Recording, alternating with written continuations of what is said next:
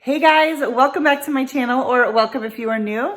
I am excited about today's video because I have 3 brand new recipes to share with you today, and they were all really good. So yeah, let's get started.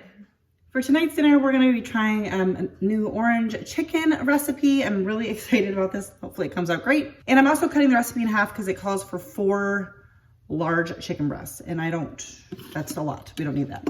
So I did about 2 large chicken breasts. There's a note on here about how to quickly tenderize the meat. So I'm gonna give it a shot.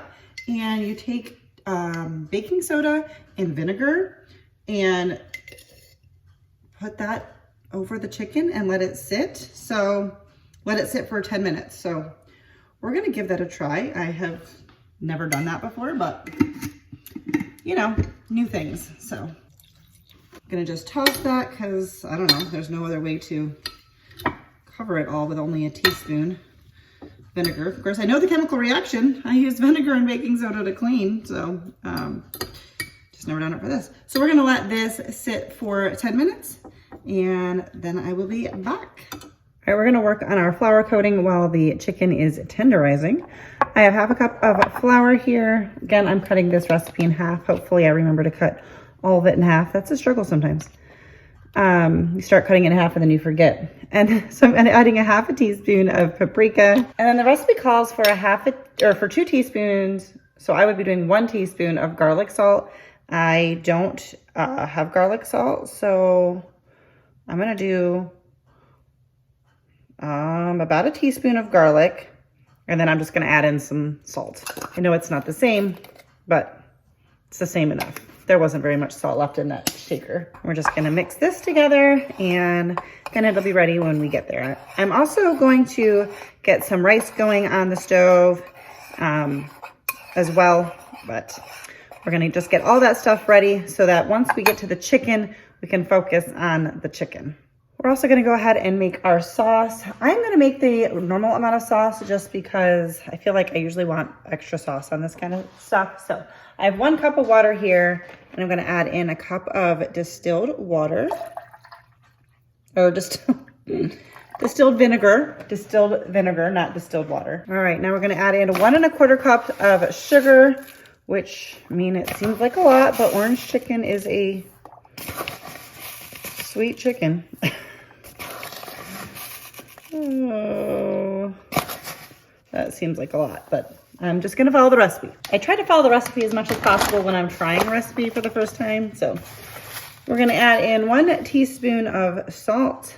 I need to leave this out and refill my salt shaker. And then we're also going to add in 6 tablespoons of soy sauce. I am using coconut aminos. That is our preference, or my preference. My husband, I guess he likes it, but I don't know that he cares.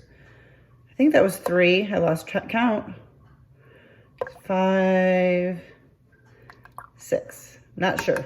Kind of lost count because I was talking to you guys. All right, we're just gonna mix this together. I feel like there should be more orange in this recipe. There's only a little bit of orange juice that we're gonna add on the chicken. And I'm tempted to add more orange juice to this. And I think I'm probably going to, just because it doesn't seem like, I don't know, that much orange is being added to the orange chicken. But I'll let you know what I decide.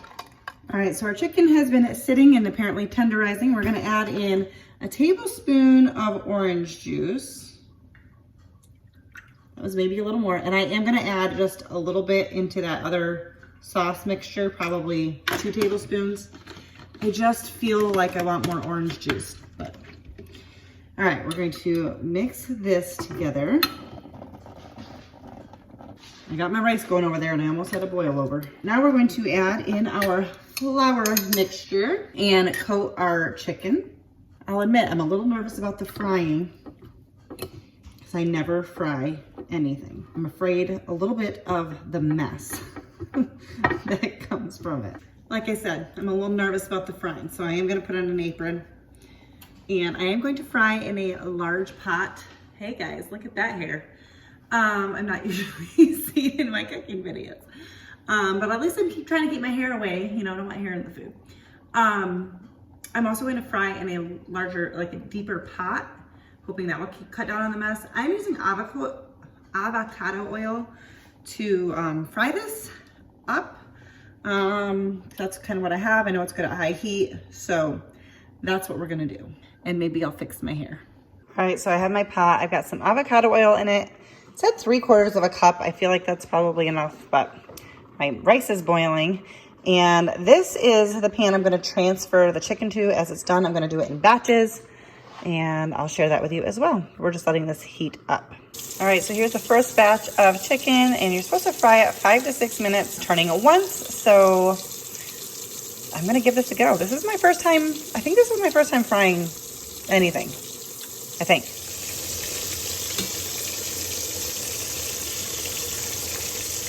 All right, so now we have our fried chicken. I'm gonna go ahead and, well, actually, I'm gonna also turn on the broccoli to steam that up. But I'm also going to turn this on to medium-high heat, and we're going to pour all of our sauce on here. Trying not to make a mess.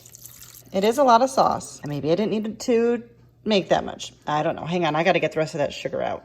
All right, so we're gonna bring this to a boil on high and let it simmer for 12 minutes.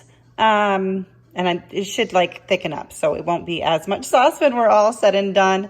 All right, here it is, our orange chicken served over some brown rice and with some steamed broccoli. I don't always do this, but I wanted to give you my opinion on that orange chicken. It was really, really good. I really do like orange chicken, but I don't usually like the texture of the chicken out at like Chinese restaurants. So I really, really liked it. I think the sauce takes a little bit longer to cook at the end there to get thick than the recipe suggests. I don't know if that was like what the reason for that was. I also may cut back a little bit on the sugar. I know the sugar helps with the thickening, but it was very sweet. So I might change that up a little bit. And I meant to add in some red pepper flakes because I thought that'd be a good addition and I forgot. But overall, super, super good. Absolutely loved that and will make it again for sure. All right, guys, so for tonight's dinner, we're gonna be having a breakfast tater tot casserole. I started recording and then it turned off, so we're just starting over, but that's why stuff's already been done. I'm cutting my recipe in half. I'm using an 8x8 instead of a 9x13. And I just went hunting for some recipes because I had some tater tots that needed to be used up. I was kind of hoping I'd be finishing this bag, but looks like they're not all going to fit. And we're going to be using ham in ours. You can use like bacon or sausage, but once again, I had some ham that needed to be used, and that's how I made my decision. So we've got a greased dish, and I have laid out my tater tots. If you need to cook your meat, you're gonna do that, but I've got some ham that's already cooked. And let's see, I've got 3/4 cup of milk. I'm using almond milk because that's what we have. The recipe calls for whole milk or heavy cream, but that's not gonna happen. And then I'm gonna be using 4 eggs. All right, and to our milk and eggs, we're gonna also add some salt. My salt shaker, kind of a struggle here. We're also gonna add in some garlic powder. Not a whole lot because the original recipe is just for 1/4 teaspoon and we're doing half of that. And then black pepper if you want, but we all know I'm not going to do that. We're gonna mix this together. Okay, and actually we don't need this quite yet, so I'm gonna set that to the side. I have some ham I pulled out of the freezer. Let me see how much we need. About 1/2 pound. I don't know how much this is, but we'll just be guessing on that. I did have to partially thaw this in the microwave because I pulled it out this morning, but I should have pulled it out yesterday. And we're just gonna chop this up into smaller pieces and add this on top of our tater tots. This is going to be plenty. Yeah, this is gonna be plenty. I'm also gonna add in some of these bacon pieces just because I have them, and bacon is good with everything, especially breakfast casseroles. Now we're gonna add on our cheese, which is gonna be just about a cup. Once again, cutting this in half. I will have the original recipe linked down below for you. Now we're going to pour over our egg mixture. Now we're gonna cover our baking dish here with some foil, and we're gonna put it in the oven at 375 for 40 minutes to start, and then we're going to remove the foil from the dish and bake for another 15 to 20 minutes until the egg in the center is fully cooked. All right, it's been 40 minutes, so we're gonna take a look. Ooh, it is steaming in there. I mean, that looks amazing. I guess I need to make sure the egg is set. And looks pretty good, but I'm not totally sure. So I think I'm just gonna put it in the oven without the foil on for like another maybe like 7 minutes or something, just to make sure the egg gets done. But you can see the edges have just a very slight brown, which is why they say to cover it with foil for most of the time. Otherwise, it will get too brown. So pop that in for another few minutes. All right, I put it in for about another 15 minutes because it was still jiggly in the center. It's no more jiggly in the center. I'm gonna let this just sit for a few minutes before we serve it. You can even hear it sizzling, bubbling. Sorry for the shadow. There it is. Came out really nicely. It cut pretty nicely. Like I said, we didn't make a super big one, so I just cut it in quarters. And this is our dinner, so looking forward to trying this one. All right, guys, so for tonight's dinner, we're gonna be making a cheesy ham and broccoli noodle casserole. I was looking for recipes that would use some things that I had on hand that needed to be used up, and I came across this. It sounded like it would be good. I am cutting the recipe in half, but I will have the original recipe linked down below for you. I am going to melt about 1.5 tablespoons of butter in this saucepan, and I have some egg noodles over here that are boiling. They're actually almost done. And I am gonna skip, well, actually, maybe I shouldn't. I was gonna say I'm gonna skip the onion. Let me go see. I might have one that needs to be used. All right, yeah, we're gonna skip the onion, but you can feel free to do that. Maybe I'll add some onion powder in or something like that. I'm also going to, hang on. I'm also going to skip, I don't know. I'm trying to use up certain ingredients in my fridge and not open new stuff because we'll be going out of town soon. So I'm trying to decide if I want to use chicken broth because I don't need a ton of it. Hang on, I'll be back. I need to figure something out. Okay, I'm back. We are doing this in an 8x8 baking dish. I'm going to spray this, and I'm going to put my cooked and drained egg noodles in this. Now, this does not look like a lot. I don't know if I know what I'm doing. I'm trying to cut this in half, but I didn't with the noodles because cutting in half seemed like so little, but that still doesn't look like very much. So we're gonna learn, we're gonna figure this out. All right, so I'm actually gonna boil some more water for some more noodles because I don't know what I did wrong. I tried to cut it in half, but it just doesn't look right. So anyways, our butter is melted and I'm going to whisk in 1/4 cup of flour. Remember, we are cutting this in half. At least we're trying to. If you were doing the onion, you would cook the onion in there too. And then you're supposed to add in some chicken broth and some milk. And I am just going to do the milk because I don't want to open up a thing of chicken broth for so little. All right, so we are gonna slowly add in our milk and whisk. I know some people really like to just have a recipe and follow it exactly. That's not usually how it works for me, but I do include recipes down in the description box below for you if that's your style. I was also having tripod issues, so I just figured I'd hold up for a second, and we're just going to add this in and whisk it. We wanna make sure we whisk out any clumps here. I might have to add in more milk. I measured out 1 cup. But like I said, I'm trying to cut it in half, but I'm also using milk, just milk instead of milk and chicken broth. We're gonna whisk this and let this go for a couple of minutes, but I'm also going to add in a little bit of onion powder and a little bit of garlic powder. And I'll be back when this is done. Well, when this part's done.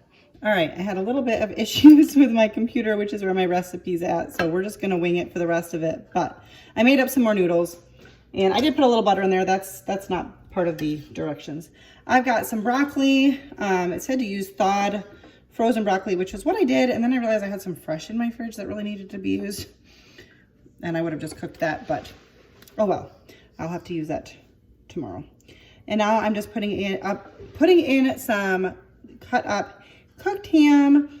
I think I'm supposed to have about 2.5 cups. Whatever this is what we're gonna use. All right, so here is what our butter, flour, and milk came to. And we're gonna spread this across the top. Seems like everything should just be mixed together, but it says to just do it like this, so that's what we're gonna do. And now we're gonna just top with about a cup of cheese. I'm using some shredded cheddar. All right, we are gonna put this in the oven at 400 degrees for I think it was about 20 minutes. I will keep an eye on it. All right, here it is out of the oven. I was gonna try to scoop it so you could see what it looked like, but I don't know if I can do it nicely. It's not easy to do on camera. Well, wasn't the prettiest scoop you ever saw, but there you go. That is what is for dinner tonight. Hey guys, I just wanted to give a quick update on that casserole, maybe is that what you call it? It was really good. I actually liked it more than I thought I would. I added some Parmesan cheese on top, which was really good. But my husband had suggested, and I thought I would mention this because it does sound really good, that maybe next time I would add on either like some croutons, like crushed up croutons, or like breadcrumbs, just something crunchy on top, and I think that would be really, really good. But definitely recommend it. That's it for today's video. If you liked it, give it a thumbs up. Subscribe if you are new, and I will see you in my next video. Bye, guys.